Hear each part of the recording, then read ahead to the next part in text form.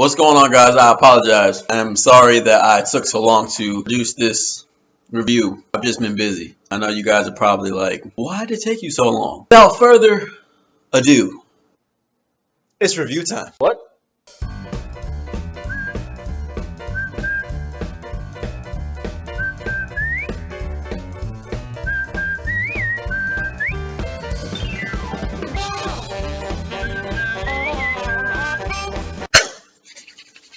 so The Punisher, completely unexpected, but I loved and enjoyed every minute of it. Have these relationships that have already been formed prior to this show, and all of them, when the relationships come together, they tie into the plot very well, and they are needed for the plot to succeed. And I think that the whole concept of their relationships and all the ties in the show actually overpowered the whole Punisher concept. You don't even see the iconic skull that he has on his bulletproof vest until episode 10. The most impressive performance to me in this series, in this season, was Ben Barnes playing Billy Russo, aka Jigsaw. I think that he had the best performance because every time he talked and every time he looked at it, Frank or, Paige or, Agent Orange, he had the emotion shown by his eye contact and his body movements, even sometimes how he, moved his mouth. You can see it. He did a great job showing emotion without actually saying anything. A rare thing to have in a TV show. Not even a television TV show, a Netflix TV show. Now, the reason why I said Jigsaw, because it's for people that, read the comics like me. I'm pretty sure 90% of the people that watch this show, they didn't really read the comics. Because, a lot of the times when these Marvel movies and Marvel TV shows, 90% of the people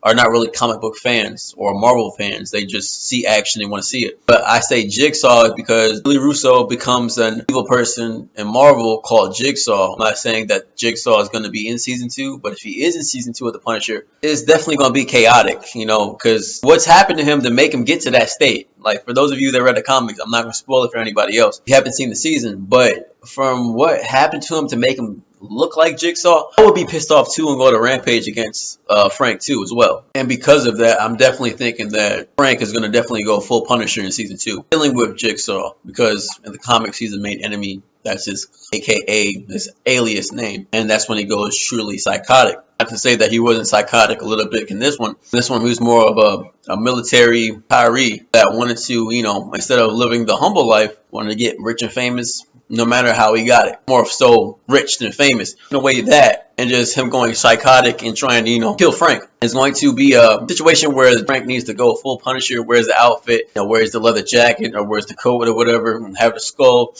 showing proud instead of those two scenes in the whole season.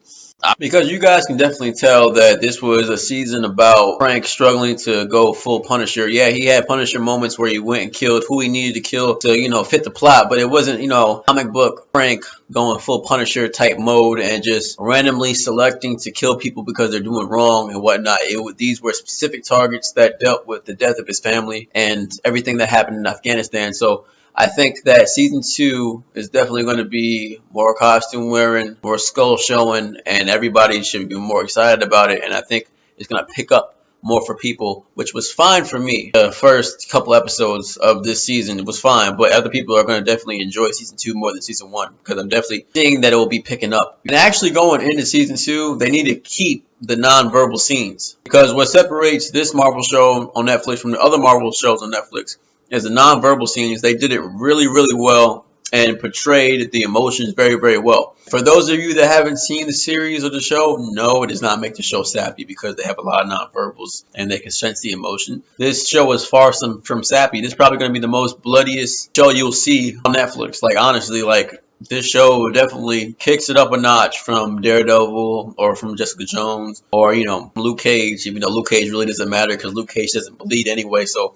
that wasn't a good example. Or from Iron Fist. Just keep the non-verbals because they did a good job with that. I'm telling you, you take that away, it's going to make the show more familiar with fans that liked, Luke Cage or liked Jessica Jones. I'm not saying that they didn't have non-verbals themselves. I'm just saying that this show killed the non-verbals. Now, what they need to get rid of in season 2 is the creepy scenes between Micro and Frank. there were some weird scenes, especially when Micro got drunk and was sad about something that Frank did. There was one weird scene that I'm trying to think to myself, like, Frank, you're an ex-Marine. Why do you allow this man to act this way? Are you comfortable with him acting this way? No, you shouldn't. There's joking around, and then there's just straight disrespectful. And people might say that the scene I'm talking about teeters the line between joking around and disrespectful. But no, that was just straight disrespectful. Yeah, keep some of that stuff out, because that was disrespectful in a lot of ways. And one last suggestion for season 2. Please, if you're going to put Paige in there, guys, please have her do more. You know, because Paige is a fan favorite, I would think, in these whole Marvel Netflix TV shows. Paige, I think, needs to do more, needs to help out more. I'm not saying she didn't do anything. I mean, there are a couple of essential things that Paige did to help the plot out, but put her in more. Make her do a little bit more things, because she was kind of forgettable to me. And I like Paige.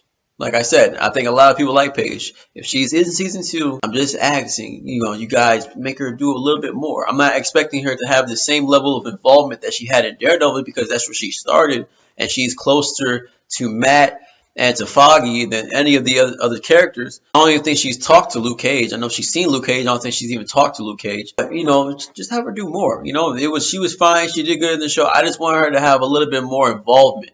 A little bit, help her out a little bit more, have a little bit better scenes or more scenes. If you haven't watched this season of The Punisher, watch it before it's too late. Because, you don't watch it now, you don't watch it tomorrow, you don't watch it the next day, then eventually you're going to start forgetting about it and start watching some other Netflix TV show. Because there's a couple other points that I want to mention. Like, for example, in season 2 is going to take place probably after Infinity War. Who knows what type of technology is going to land on Earth that we can use, and Jigsaw might get a hold of some of Thanos' technology, and use it against the Punisher, or, something might change about New York where, like, it's going to make it harder for the Punisher to be able to do what he does.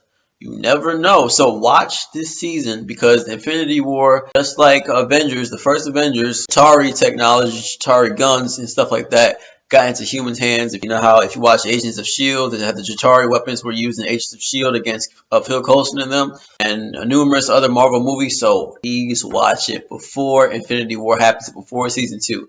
Other than that, thank you guys for watching my review on The Punisher. The link for the trailer will be in the description down below. If you're new and like what you've seen, please make sure you like and subscribe and hit the bell icon for notifications on my latest videos. And I have a profile on the app called Stardust.